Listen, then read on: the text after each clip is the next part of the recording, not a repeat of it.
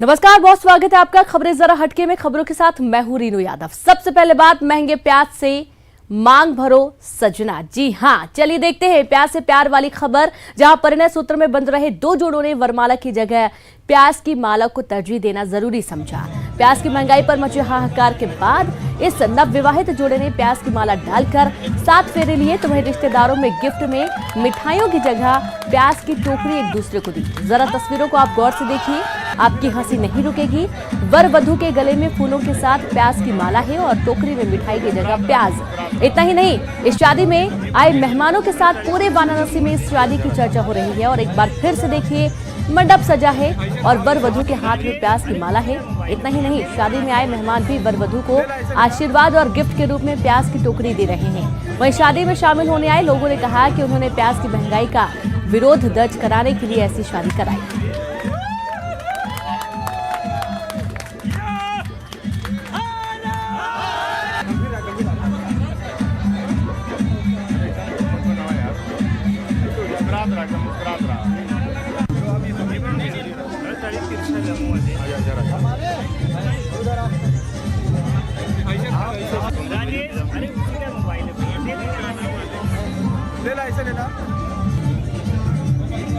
अपना विरोध दर्ज कराया सांकेतिक कि सरकार गरीब आदमी की भी पीड़ा को समझिए।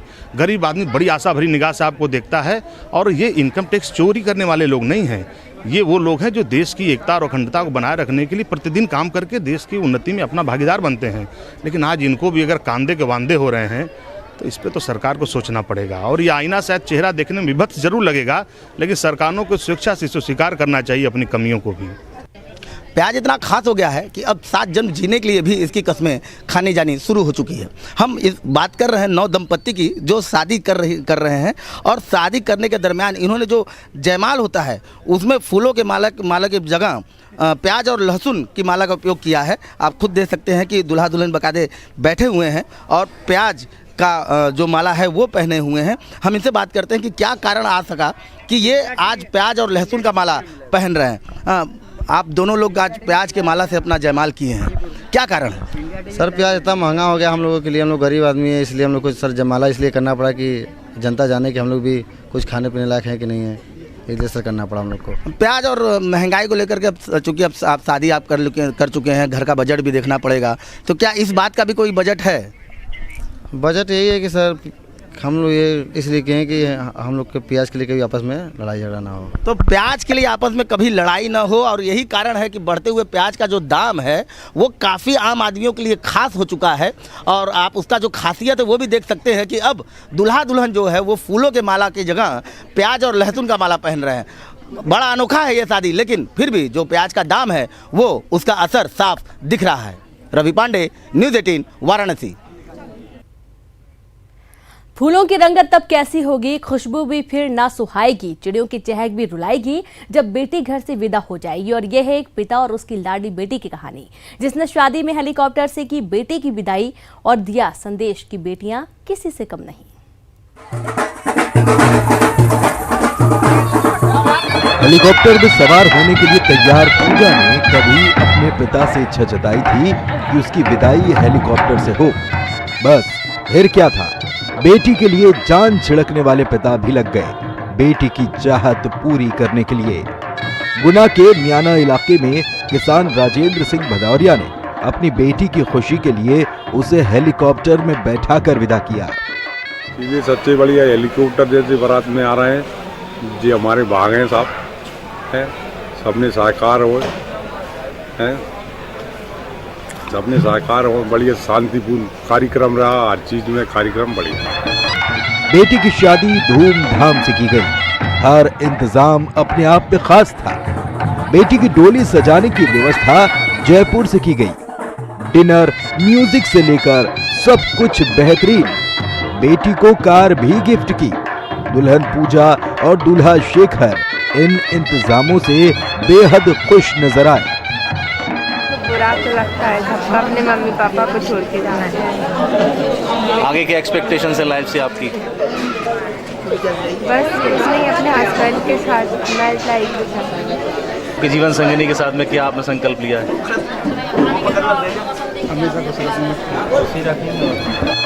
वहीं ससुराल पक्ष भी इंतजामों को देखकर बेहद खुश था। लक्ष्मी मिली हमारे लिए बहुत है, जो पहली बार ये सब देखने में आ रहा है। हम बहू को हेलीकॉप्टर से विदा करा ले जाने हमने सोचा था नहीं है। पूरी शादी में लोगों की सबसे ज्यादा दिलचस्पी हेलीकॉप्टर से विदाई होते देखना थी। घरातियों से लेकर बारातियों के बीच हेलीकॉप्टर ही चर्चा का विषय रहा। किसान राजेंद्र सिंह ने हेलीकॉप्टर के लिए जिला प्रशासन से पहले से इजाजत ले रखी थी। इस शादी के जरिए सिर्फ इतना संदेश दिया गया कि बेटियां बेटों से कम नहीं। उनके 2 बेटे भी हैं, लेकिन बेटी को उन्होंने पूरे लाड़ प्यार से पाला और बेटों से कभी कम न समझा। और फिर हेलीकॉप्टर से विदाई के साथ उसकी एक और ख्वाहिश पूरी भी की गई। विकास दीक्षित, न्यूज़ 18, गुना, मध्य प्रदेश। आपने कई रेस्टोरेंट देखे होंगे, लेकिन कभी क्या आप किसी ऐसे रेस्टोरेंट में गए हैं जो कबाड़ से बना हो, जहां रखी सभी चीजें रिसाइकिल्ड हो और स्टाइलिश भी? चलिए पटना के एक ऐसे ही ढाबे में जो गैरेज की थीम पर बना है।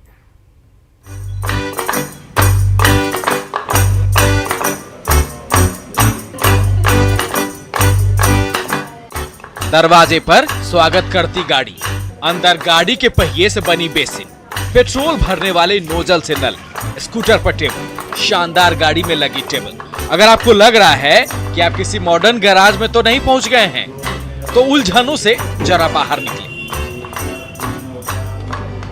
ये तस्वीर असल में आपको रेस्टोरेंट में लेके आ गई है। थीम बेस्ड रेस्टोरेंट में बोरिंग रोड स्थित द कैफे ढाबा में अपने मॉडर्न लुक की वजह से ये काफी मशहूर हो रहा है। मॉडर्निटी के साथ साथ रेस्टोरेंट में ग्रामीण परिवेश को भी दिखाया गया है। यानी अगर आप फूस के छत के नीचे लालटेन की रोशनी में खाने की याद ताजा करना चाहते हैं, तो ये सपना भी कैफे द ढाबा पूरा कर देगा। मैम, ये मुझे काफी अच्छा लगा, काफी अलग तरह का है। पटना में ऐसा पहली बार दिखा है और यहाँ का मैंने अभी खाना खाया है, तो ये भी बहुत अच्छा। ये क्रिएटिव बहुत ज़्यादा है, क्योंकि पटना में ऐसा हम लोग ने पहला ही बार एक तरह से कह सकते देखा, और भी पटना में है, लेकिन वहाँ फूड अच्छा नहीं होता। अभी तो हम लोग यहाँ फूड ट्राई किए हैं, फूड भी अच्छा है।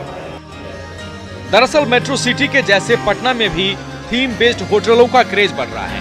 थीम बेस्ड रेस्टोरेंट अपने स्वाद के साथ साथ इंटीरियर डिजाइन की वजह से भी चर्चा में रहता है। कैफे द ढाबा भी स्वाद के साथ साथ अपने इंटीरियर की वजह से ग्राहकों की पसंद बन गया है। होटल का लुक यहाँ आने वाले ग्राहकों को खूब लुभा रहा है। बढ़ते बाजारवाद के इस दौर में दरअसल कंपटीशन ज्यादा है, लिहाजा स्वादिष्ट स्वाद के साथ साथ दर्शकों को लुभाकर बाजार में बनी रहना भी चुनौती है। रेस्टोरेंट के मालिक कुमार अंशु का कहना है कि ग्राहकों के लिए उन्होंने कंसेप्ट पर काम किया है। छोटे छोटे कबाड़ को जोड़कर ऐसे खूबसूरत रेस्टोरेंट बनाए गए हैं। गेस्ट को अट्रैक्ट करने के लिए और गेस्ट को अपने पास बुलाने के लिए, उसके लिए मैंने थीम बेस्ड रेस्टोरेंट मतलब वर्क इसके ऊपर करने का सोचा, और फिर उसके बाद मैंने डिज़ाइन खुद से किया और 1 मंथ मेरे को डिज़ाइन करने में सिर्फ लगा था। ये एक ऐसा रेस्टोरेंट है जो मॉडर्न के साथ साथ पूरी तरह से रेट्रो लुक में पेश किया गया है, जो पटना वासियों को खासा पसंद भी आ रहा है। कैमरामैन मनीष जुनेजा के साथ ज्योति मिश्रा, न्यूज़ 18 बिहार। मंजिल उन्हें मिलती है जिनके सपनों में जान होती है। पंख से कुछ नहीं होता, हौसलों से उड़ान होती है। और इसे अपने जीवन का फलसफा बना चुके जयपुर के एक ऐसे शख्स की कामयाबी की कहानी, जिन्होंने अपनी शारीरिक कमी को अपने लक्ष्य के रास्ते में आड़े नहीं आने दिया और आज बूंदी के पीजी कॉलेज में छात्र छात्राओं को तालीम की रोशनी से रोशन कर रहे हैं। ये राहें ले ही जाएंगी मंजिल तक, हौसला रख। कभी सुना है कि अंधेरी ने सवेरा होने ना दिया? सपने को साकार करने का जुनून है। मंजिल तक पहुंचने में तमाम मुश्किलें खुद ब खुद आसान हो जाती हैं। हवा को तो यहाँ क्या है, अनलम यानी अग्नि पर्णशालाओं में जहाँ पर विद्यमान है। ऐसा ही कुछ कर दिखाया है जयपुर के रहने वाले कौशल किशोर गोटवाल नाम के इस शख्स ने। अभीष्ट इच्छित फल प्रदान किए जा रहे हैं। किसको? अतिथियों को। इनकी दोनों आंखों की रोशनी बचपन में ही खत्म हो गई, लेकिन अपनी कमियों को इन्होंने अपने लक्ष्य को हासिल करने की राह में आड़े नहीं आने दिया और संस्कृत में पीएचडी की और आज बूंदी के पीजी कॉलेज में बतौर व्याख्याता छात्र छात्राओं की जिंदगी को रोशन कर रहे हैं। हवा को तो यहाँ क्या है, अनलम यानी अग्नि पर्णशालाओं में जहाँ पर विद्यमान है। राजस्थान विश्वविद्यालय में 2000 में मैंने एमए कंप्लीट किया। साथ ही मैंने वहाँ पर स्लेट और नेट यूजीसी के द्वारा नेट परीक्षा पास की और पीएचडी मैंने जोधपुर विश्वविद्यालय जय नारायण व्यास विश्वविद्यालय से की, जोधपुर से। मतलब एक अक्षर 2 बार आएगा। क्लास में छात्र छात्राओं को ब्रेल लिपि के जरिए कौशल किशोर अपने गजब के कौशल से संस्कृत के श्लोकों का अर्थ बताते हैं, तो स्टूडेंट्स को इस बात का जरा भी एहसास नहीं होता है। कौशल किशोर अपनी आंखों से देख सकने में सक्षम नहीं है। पवित्र हो गया, इसके बाद ही डॉक्टरों ने संस्कृत जैसी जटिल भाषा को यह आसानी से समझा देते हैं। चिताती थी। यही वजह है कि सभी छात्र छात्राएं इनकी जमकर तारीफ करते हैं। इस सर हमें बहुत अच्छा पढ़ाते हैं और इनका अर्थ मतलब जो संस्कृत का अर्थ हो वो हमें बहुत अच्छी तरह से समझाते हैं। हर एक अर्थ, एक अक्षर का अर्थ बताते हैं हमें। कौशल किशोर ने न सिर्फ संस्कृत में उच्च शिक्षा हासिल कर मिसाल कायम की, बल्कि संगीत की भी शिक्षा ली है। इस तरह कौशल ने जहां अपनी कमजोरी को ताकत बनाकर मुकाम हासिल किया है, तो वहीं अपने परिवार की जिम्मेदारियों को भी अच्छी तरह निभा रहे हैं। हम भी गृहस्थी जीवन जो है बड़े आनंद से और मज़े से जी रहे हैं। मुझे कभी ऐसा महसूस ही नहीं हुआ कि जो मेरे हस्बैंड है उनको दिखता नहीं, वो नेत्रहीन है। मिसाल है कौशल उनके लिए जो हिम्मत हार जाते हैं। हौसला हो तो इंसान अंधेरे को मात देकर रोशनी की अलग जगाते हैं। न्यूज़ 18 राजस्थान के लिए बूंदी से चैन सिंह की रिपोर्ट। अगर आप चिकन खाने के शौकीन हैं तो ये खबर आपके लिए ही है, क्योंकि महंगे प्याज की वजह से चिकन के कारोबार पर भी खासा असर पड़ा है। आदमी कैसे लेगा? 100 रुपए किलो, कहीं कहीं 150 किलो हो गया। पहले तो 2-3 होती थी, अब सिर्फ 1 आधी इतना ही होता है बस। महंगे प्याज से आप और हम भले ही परेशान हो, लेकिन इस प्याज ने इन मुर्गियों के अच्छे दिन ला दिए हैं। ये मुर्गियां मौज में है क्योंकि दोहरा शतक मार चुके प्याज की वजह से चिकन का कारोबार ठप पड़ गया है। अच्छे नॉनवेज प्रेमी भी चिकन छोड़कर आजकल साग सब्जी खा रहे हैं। हालांकि इसका साइड इफेक्ट नॉनवेज व्यापारियों पर ज्यादा हो रहा है। खरीदने जा रहा है मुर्गा तो 140 रुपए किलो मुर्गा और 130 रुपए किलो प्याज, इसलिए मुर्गा भी लोग मतलब कम ही ले रहे हैं। तो मुर्गा कम लेंगे तो प्याज भी कम लेना पड़ेगा। गोरखपुर में महंगे प्याज के कारण चिकन बिक्री पर खासा असर पड़ा है। गोरखपुर में इन दिनों चिकन कारोबारी अपने बुरे दौर से गुजर रहे हैं। एक तरफ जहां मुर्गी के दाने महंगे हैं, वहीं दूसरी तरफ प्याज की कीमतों में वृद्धि ने इनकी कमर तोड़कर रख दी है। खास तौर पर प्याज के महंगे दामों की वजह से मुर्गों की बिक्री कम हो गई है। हाँ, प्याज से बहुत असर पहुँचा है मीट पे। प्याज जब तक सस्ता नहीं होगा तब तक हम लोग का बिजनेस जो है थोड़ा डाउन रहेगा। पहले जहां एक दिन में 50 से 60 किलो चिकन बिक जाता था, वहीं आज बिक्री आधी रह गई है। कारोबारियों को इंतजार है तो प्याज के दामों के कम होने का, क्योंकि जब तक प्याज के दाम कम नहीं होंगे व्यापारियों के अच्छे दिन नहीं आएंगे। गोरखपुर से न्यूज़ 18 के लिए अनिल सिंह की रिपोर्ट। आपने लोगों को नाव से नदी पार करते देखा होगा, लेकिन अगर हम कहें कि लोग बाइक से नदी पार कर रहे हैं तो क्या आप यकीन करेंगे? एक रिपोर्ट देखिए, आपको खुद यकीन हो जाएगा।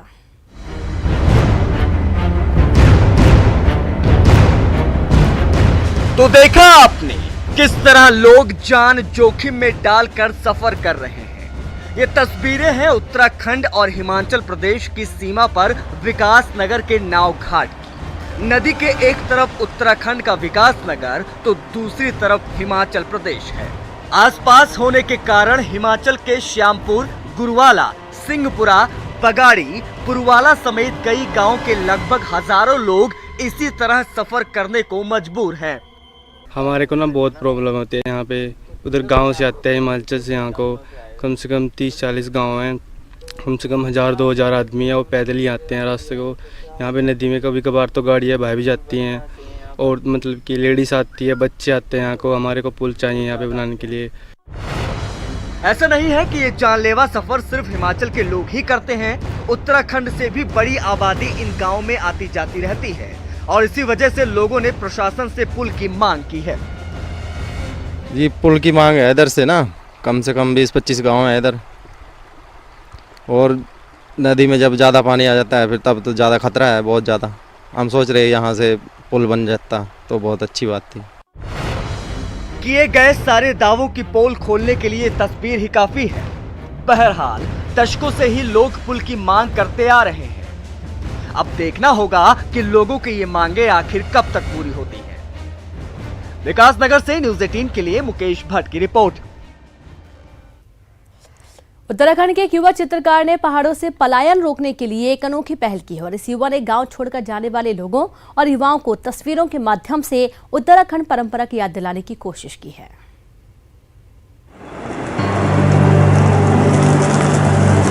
बहते झरनों के नीचे की अटखेलियां, पहाड़ों की ठंडी हवा में झूले का आनंद आज जैसे गायब हो गए हों। वजह है रोजी रोटी और बेहतर भविष्य की तलाश में देवभूमि से लोगों का पलायन। दूर दराज पहाड़ों में बसे गांव के लोग साधनों की कमी की वजह से घर छोड़कर शहरों का रास्ता खोजते हैं, जिससे पहाड़ों की ये खूबसूरत गांव धीरे धीरे अपनी पहचान खोने लगे हैं। पहाड़ों की पहचान को बचाने और लोगों के पलायन को रोकने के लिए उत्तराखंड बिनकोट गांव के एक युवा विवेक चंद्र बिष्ट ने खास पहल की है।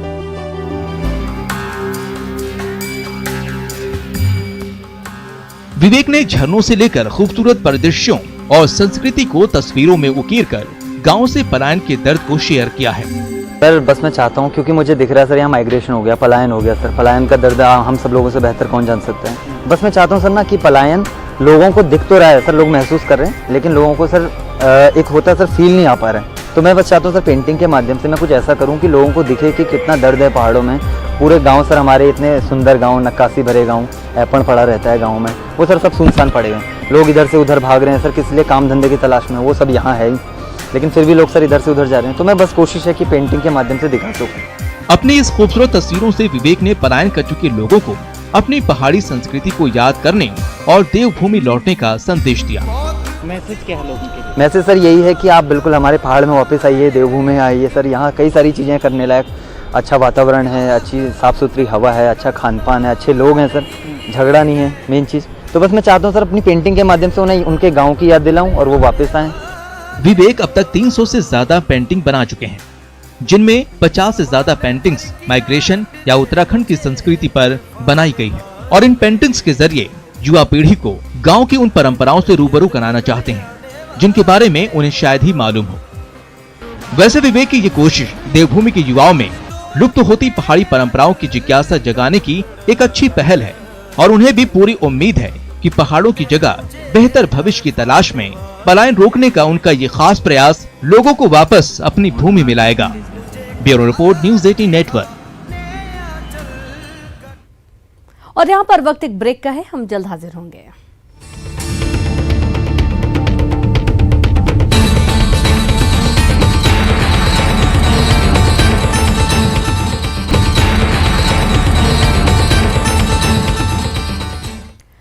ब्रेक के बाद एक बार फिर से आप सभी का स्वागत है। मध्य प्रदेश पुलिस अमीरों के लिए नरम और गरीबों के लिए चाय की तरह कड़क है। चाय का जिक्र इसलिए क्योंकि पुलिस को फ्री की चाय पसंद है। पूरा मामला फ्री की चाय से जुड़ा है और एक चाय वाला अपने पूरे परिवार के साथ गृह मंत्री बाला बच्चन के बंगले पर पहुंच गया। शिकायत एक थाना प्रभारी महोदय के खिलाफ थी। गृह मंत्री तो नहीं मिले, लेकिन उनके स्टाफ ने कार्रवाई का आश्वासन जरूर दिया है। दरअसल थाना प्रभारी पर आरोप है कि वह रोजाना चाय तो पीता है, लेकिन चाय वाले को कभी पैसे नहीं देती है। ये थाना प्रभारी महिला है। थाना प्रभारी पर करीब 3000 रुपए की उधारी है। जब चाय वाले ने पैसे मांगे तो उन्होंने उसे थाने में बंद करने और दुकान हटाने की धमकी दी।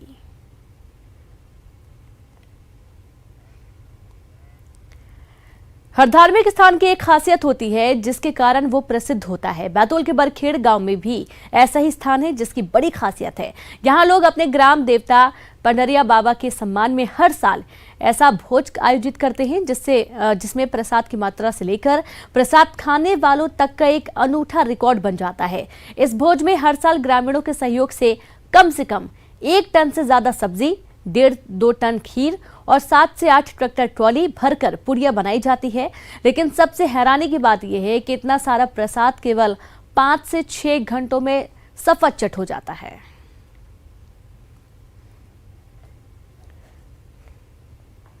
करीब करीब 60 ट्रॉली पूड़ी बनती है।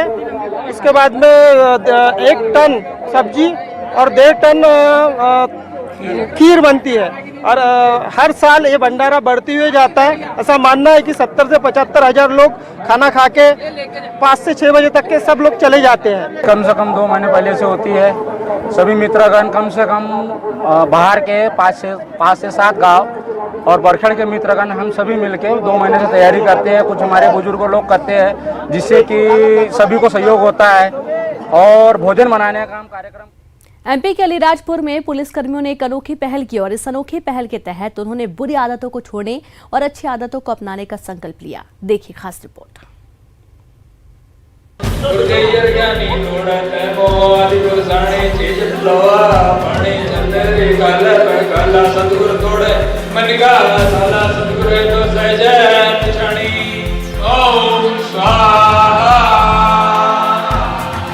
हवन कुंड में पुलिस कर्मियों की ये आहुति बुरी आदतों को छोड़ने की है। संकल्प है अच्छी आदतों को अपनाने का।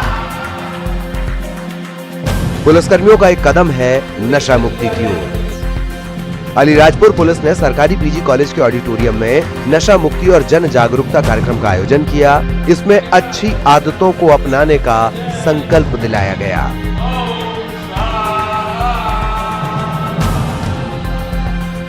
इस कार्यक्रम में पुलिसकर्मियों ने अपनी बुरी आदतें एक पर्ची में लिखी और उसे अग्नि कुंड में स्वाहा किया। मुख्य उद्देश्य जो पुलिसकर्मी जिनको की नशे की आदत हो जाती है उनको भी जागरूक कराना है कि वो अपना नशा छोड़ दें। साथ ही चूँकि पुलिस समाज में रोल मॉडल होती है, उनको एक तरीके से ट्रेनिंग भी देनी है जिससे कि वो समाज में भी नशा मुक्ति का जो संकल्प है, नशा मुक्ति के बारे में लोगों को जागरूक कर सकें। इसमें हमने एक संकल्प लिया मैंने तो कि मैं चाय पीता था, चाय छोड़ नहीं पाता था, तो मैंने आज पर्ची में लिखा कि मैं आज के बाद कभी चाय नहीं पीऊँगा और हस्ताक्षर करके मैंने अग्नि पात्र में उसमें अग्नि में स्वाहा कर दिया। और मुझे उम्मीद है पूरी कि मेरे इस संकल्प में मैं खरा उतरूँगा। पर्ची लिखी गई थी, उसमें हमने अपनी बुराइयाँ लिखी। मैंने अपनी बुराई लिखी कि मैं बिना मांगे सलाह दे देता हूँ किसी को भी, तो मुझे कितनी बार उस सलाह की वजह से मुझे कभी कभी नीचे भी देखना पड़ा, तो मैंने आज उसी चीज़ को त्यागा है। कार्यक्रम में नुक्कड़ नाटक के जरिए भी पुलिसकर्मियों को जागरूक किया गया।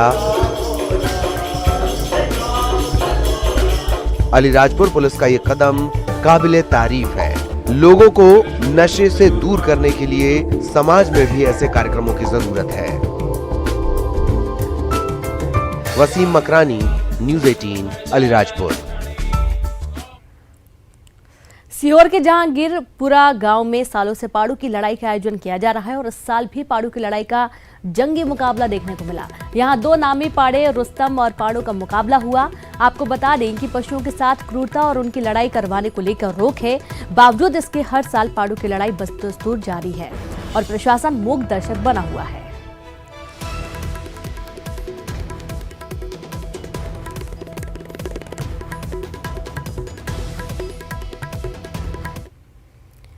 रसल वाइपर सांप से मचा हड़कंप। जी हां, डिंडोरी से बड़ी खबर, जहां घर में निकला रसल वाइपर सांप। कांग्रेस नेता के घर पर यह जहरीला सांप निकला। रेस्क्यू करने आई टीम के छूटे पसीने वन विभाग की टीम ने कड़ी मशक्कत के बाद इसका रेस्क्यू किया। गाड़ासराय कस्बे की यह पूरी घटना है, जहां पर रसल वाइपर सांप, जो कि काफी जहरीला सांप है, मिला है कांग्रेस नेता के घर में और इसका रेस्क्यू किया गया। गाड़ासराय कस्बे की यह पूरी घटना है। और इसी के साथ खबरें जरा हटके में इतना ही। नमस्कार।